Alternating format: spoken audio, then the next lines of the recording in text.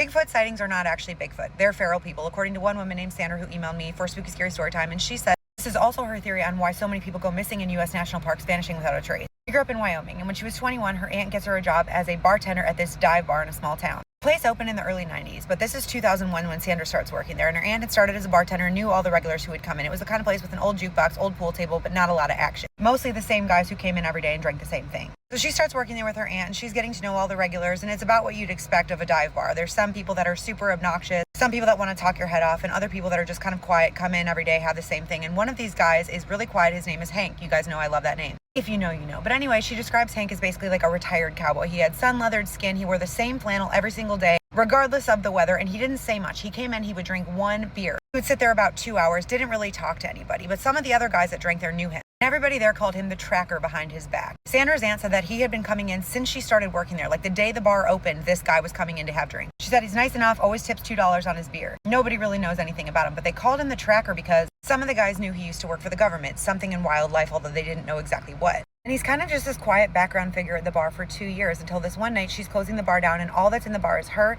Hank, and then this other guy who's drunk and talking her head off. And somehow the topic of Bigfoot comes up. She said she doesn't remember exactly how, but this guy's going on and on about how he believes in Bigfoot. And Hank just looks up and he says, Bigfoot's not real, but there's something worse out there.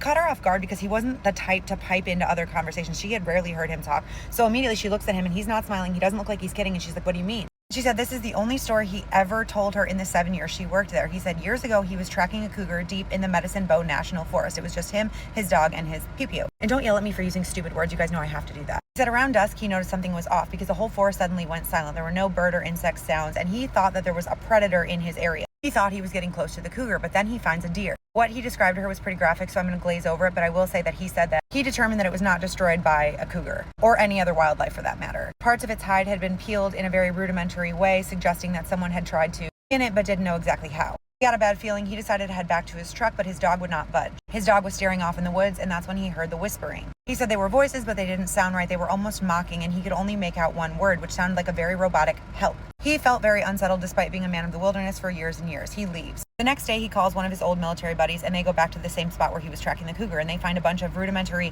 lean-tos, large shacks made of branches and trees and trash, ropes hanging from branches of trees, scraps of clothing, and a child's shoe. There was a campfire smoldering outside one of the shacks, suggesting that someone had been there shortly before they arrived, and then they heard the same voice that he had heard the day before, saying, help. He said it was in the same tone, that same robotic help, and if he didn't know any better, he would have thought it was being played through a recorder. He said they just got the hell out of there, but what scared him the most wasn't what he saw, it was what he didn't. He said it was the way he felt watched, and he knew that whatever was out there didn't run, it waited. And Sandra's like, well, that's scary, who do you think it was? And he tells her that the government knows that there are groups of feral people living in U.S. National Park, generations of people living off-grid in the deep woods. He said they're feral, violent, and not quite human anymore, and anytime a hiker or camper just vanishes without a trace, the official narrative is that they just got lost. He tells her he knows this because he used to work as a federal contract employee that went in when something strange happened on federal land. Disappearances, disturbances, campsites torn apart with no signs of animals. Sometimes his team would find human footprints alongside claw marks, just stuff that didn't make sense. He said they were trained not to ask questions, just to track, document, and clear the area.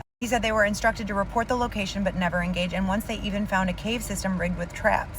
They found snares made from bones, makeshift torches, and writing on the wall in what looked like gibberish with who knows what. And that cave was less than 2 miles from a missing persons report, which was then closed off to the public. And he says the reason that they won't go public with this information is simple: panic. He said if people knew there were whole communities of feral, violent, and human-adjacent people living in national forests, people who don't follow laws, who don't recognize civilization, who don't even speak the way we do, it would cause chaos. Tourism would tank, hunting and fishing licenses would drop, and national parks would become ghost towns. But he said there's no solution. You can't just round them up because then you'd have to admit that they exist. You can't go in and force them to move out because that's a human rights violation. He said, assuming they're still human. So instead, Hank said they just don't talk about it. They write off disappearances as accidents, quietly shut down trails where the sightings are too frequent, keep people away with signs that say damage or trail maintenance. He said the reason that people still see them is because there's too many to hide, but not enough to fight. So they just wait quietly and wait for people to wander off the trail.